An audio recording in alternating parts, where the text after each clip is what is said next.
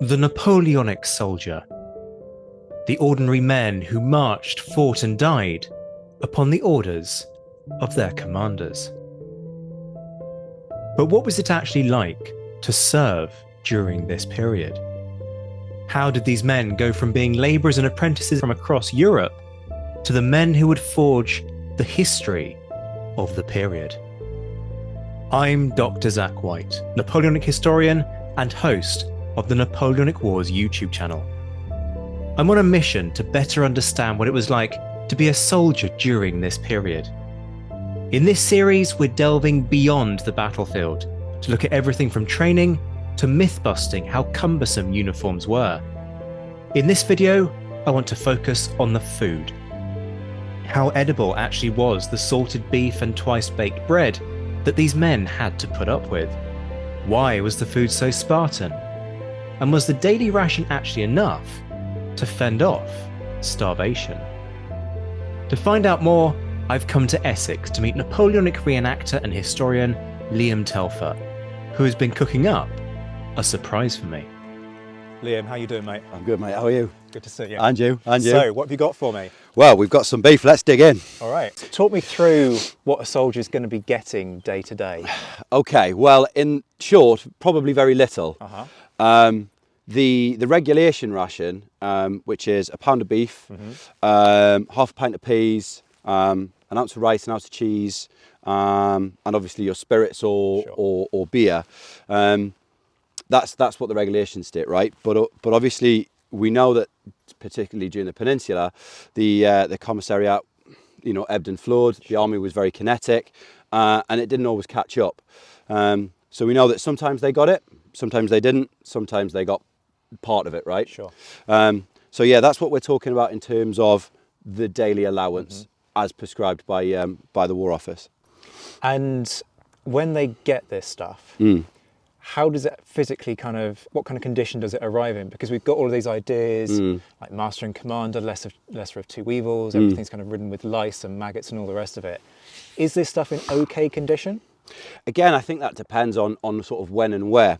Early on, when supplies first arrive, they'll probably be in better condition. But once it's spent weeks on the road, months at sea perhaps, and getting to these guys at the front line, we've got accounts of the beef or pork that's been heavily salted being so tough it's practically inedible, and hence why the cooking process tries to alleviate some of that. And similarly with the bread, it's baked so hard to withdraw all the moisture to give it a longer lifespan. But what that then does is it just crumbles. It basically turns to dust. So yeah, the condition of the food that sometimes the guys were getting would be very poor. And in some cases, the meat would be all right. It's probably one of the important things to reference before everybody kind of piles into the YouTube comments and tells us we're idiots. Yeah. Sometimes they got fresh meat. Oh, absolutely, yeah. And again, we've got accounts from the peninsula, from the Low Countries, that the army had beef, particularly in India as well. There's some great accounts of Wellington campaign there, where they're driving cattle with the army, and they basically get to a bivouac, slaughter an animal, and it would get divvied up. In which case, certainly nutritionally and from a cooking perspective, it'd be a lot easier for these guys to stomach. Sure. They'd also supplemented their rations, right? Just unofficially, using kind of things like plundering. But these guys are in a tough position, right? Because we know that the rations that they're meant to get don't really cut it. Yeah, absolutely. And I think plundering's sometimes perhaps the wrong word. It's just a case of supplementation and ultimately survival. I think plundering has a pretty negative connotation on it. It's criminal. And yes, I'm sure there were cases where it was absolutely criminal. But when it's a question of survival and surviving to fight as well, these guys had to do what they had to do. Whether that be pilfering eggs from a local hen house or some vegetables from a field or apples from an orchard, anything like that is not only going to be better for them nutritionally, it's good for morale, and it's going to keep the army in a better fighting condition.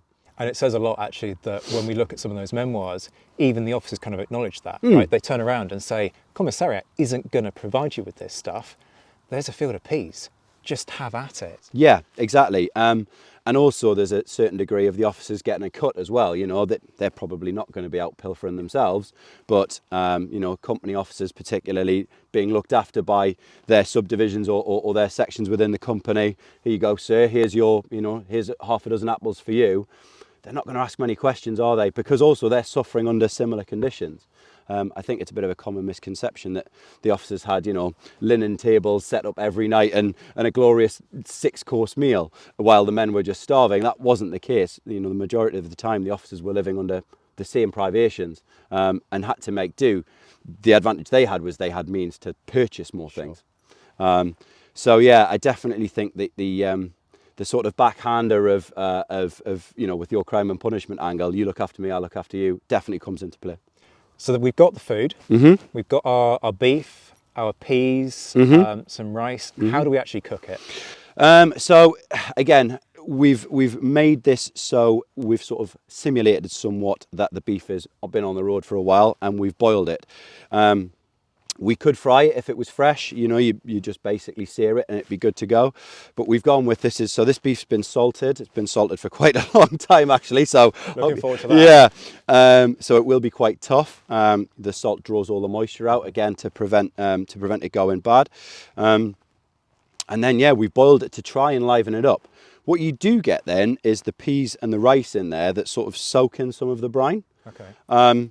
So you kind of get this nice flavour throughout. I'm selling it. I'm really upselling it. Mate. You're trying hard. Yeah, and what we can add to that is some bread. Again, that's very hard. What we could do, we could grind some up to make a bit more of a gravy, or we can just dip the bread in and have at it.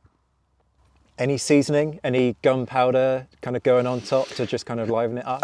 Not for me. Yeah, not for me. I mean, there are sources that state they did that, and I guess that's out of desperation. I mean, we're happy to put some powder on if you're feeling desperate. I'm all right. I think don't bring the embers of that fire anywhere near me. Yeah, exactly. I think the health and safety gods might have something to say about that. Yeah. Okay, so, well, we can't put it off any longer. Indeed. Let's have a sniff of it. See if that's going to tempt me.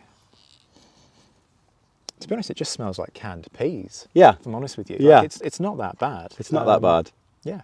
Give it a go. Bottoms up. Right, we'll start with the rice and the peas, because what can honestly go wrong with that? Yeah, yeah, sure. Also bearing in mind that these would have been dehydrated as well, so they may be quite tough. Okay, I'll look forward to that. Bottoms up.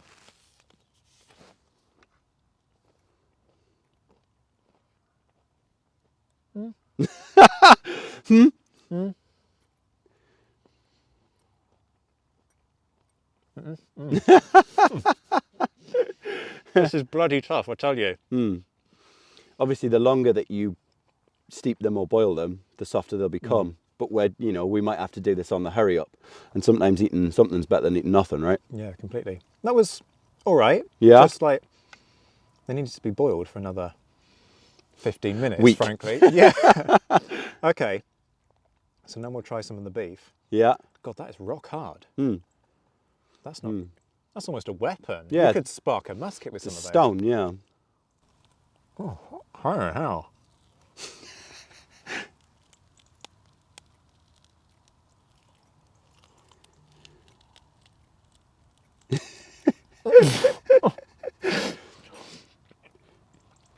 If there's a dentist in the house. Well, that was elegant, and I'm sure it looked lovely on camera. I'm sure it did. Apologies if you're just about to have your dinner.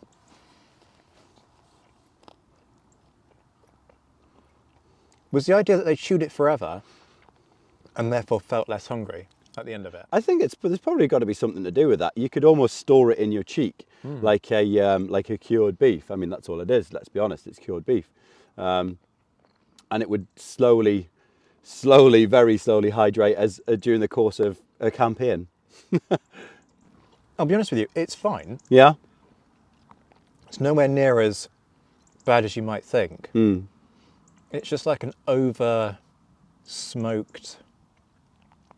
beef, basically. It's genuinely, it's not that bad. It's just so tough. Yeah. And you've almost got to pull a tooth out in order to get it in your mouth in a sizable lump. And I think if we served this to a mess within an infantry company during the Peninsular War, this would be haute cuisine. by comparison, in general terms for the quality of meat and the quality of vegetables they were getting.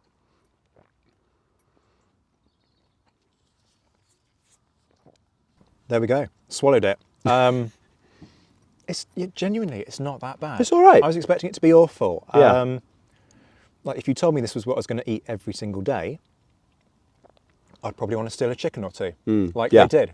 But it genuinely, like, it's tough. It's very basic, but it's edible. It's quite filling as well. Having existed on similar rations during some of immersive events that I've been to, it is quite filling. However, nutritionally, it's not that great. This was going to be my other question. You know, does this actually? Because this is all you get in a day. Exactly. Right. Maybe with some spirits, some kind of drink. Yeah.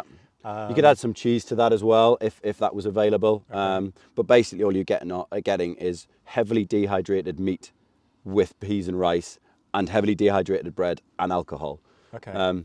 Now, in a modern dietitian's, I'm not a modern dietitian, but I can't imagine they'd be thrilled at the thought of having that day in, day out in terms of various nutritions that you're missing out on. And also, that's again leads to the guys trying to survive, by borrowing things from the local population. So what you're saying is nutritionally, this doesn't hit the spot. So these, we were talking about plundering earlier, these guys have either got to plunder or they're going to starve. Pretty much, yeah. Yeah, from a practical sense, yeah. The other thing we've got is some bread, right? Indeed. I have actually also found the hack for this. If you just nibble little bits off, it's fine. Lovely. Thank you very much. Hand that back to you. So, talk me through this bread. Different process. Twice baked? Thrice baked. Why? So what we, again, similar to the other rations, what we're trying to do is withdraw as much of the moisture, all of the moisture, because moisture leads to mold. Sure. These are going to be stored in dockyards, in warehouses, potentially for quite a long time, even before they board, transport or ship to get to wherever they're going. So in order to preserve them as best they could at the time, it was just a case of trying to withdraw all that moisture, and that's why they are baked for either an extended period of time and then baked again, or you can bake them all in one go, or you can sort of bake them 3 times in smaller time durations in order to get them nice and hard. Okay. Am I going to break my teeth on this? Potentially. Okay. So the things we do in the name of historicity, like this is a sacrifice we go through, folks. For your excuse me, that salt beef just hit the back of my throat. Blimey. So as I was saying, this is what we go through for your enjoyment. So remember to like and subscribe. Lovely little segue and plug in there. And let's see what this bread's like. You give it some pressure.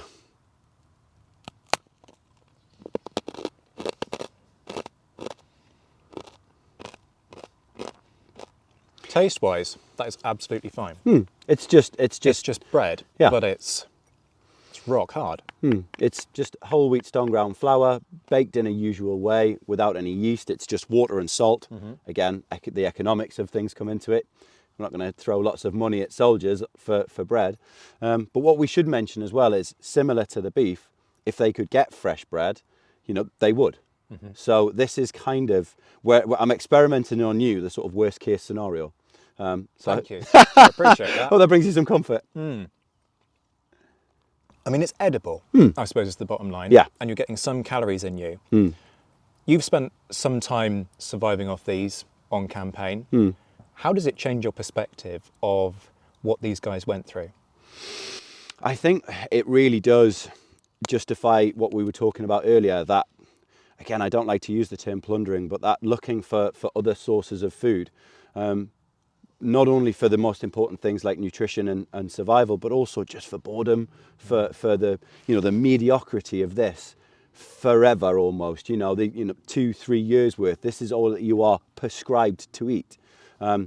Yes, fresh rations would come in and out, and commissariat would be able to acquire certain things, but when you're staring down the barrel of that, some fresh food doesn't half look good. And just consider, folks, so we're filming this in February. We're pretty cold. Well, I'm pretty cold. I don't know about you in that woolen coat. But this is what these guys would have had to do, eat outdoors. They're not going home to central heating. No. They haven't got a nice warm bed to get tucked into. Everything about this feels quite grim. Do we get a sense of kind of these guys just being resigned to that? Were they particularly hardy? Are they used to a hard life? I think it's a combination of all of those things. You know, I think life back in the late 18th and early 19th century was just much harder. You know, things like child mortality rates, you know, there's no such thing as vaccinations. And so life was just harder. And I think people were generally closer to death, to use a term. You know, they're much more familiar with death. So that is, you know, that's setting these guys up to be hard men for a hard life.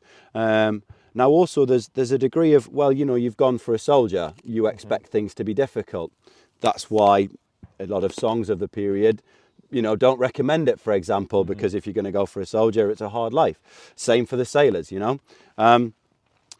One thing I definitely would take away from the experience as a whole is just really getting a grip on how hardy these people were. Men and women, you know, we should mention that many women and children followed these armies across Europe. But just how tough they really were. I think for us, with our, you know, I can wear the uniform and we can eat the food, but we'll never really be able to have that toughness in us, I don't think.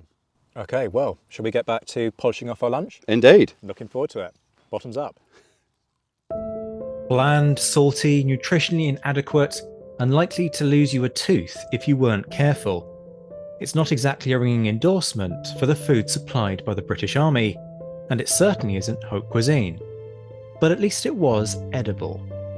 So having sampled these rations for myself, what's changed when it comes to my understanding of the life of a Napoleonic soldier? I think the overwhelming takeaway for me is an even deeper sense of respect for these guys. I've walked the battlefields of the Napoleonic Wars. I'm used to kind of climbing these hills and getting a sense of what it was like to fight, even if it's only in a kind of very limited sense, you know, firing a musket once or twice, getting used to how complex a process that is, how physical it is, climbing these hills that these guys fought and in many cases died on. But when you start to actually sample their life, even if it's only for sort of 10 minutes, taste their rations, look at the conditions that they were living in, you get an even deeper sense of just how unpleasant it was to be a soldier. And when it comes to understanding these guys' motivations, it makes the respect that I have for them even more profound. This wasn't an easy life. It wasn't a glamorous life. There wasn't much in the way of glory. And yet still, these guys were willing to fight and die in the name of king and country. What do you think? How would you react if someone told you that you had to live off salt beef and twice-baked bread for the next 7 years? And do you agree with Liam that we shouldn't call the soldiers' theft of food plunder under the circumstances? Drop us a comment below with your thoughts. For more on the lives of soldiers, we recommend Ed Koss's book All for the King's Shilling, and you can hear more about the British Army during the period in our dedicated series on the Napoleonic Wars podcast. If you'd like to get these videos a whole month before anyone else, sign up to our Patreon, where you'll find a buzzing community complete with exclusive content, online courses, and much, much more. The link is in the description. And remember to like and subscribe so that you can enjoy more content like this on the Napoleonic Wars channel.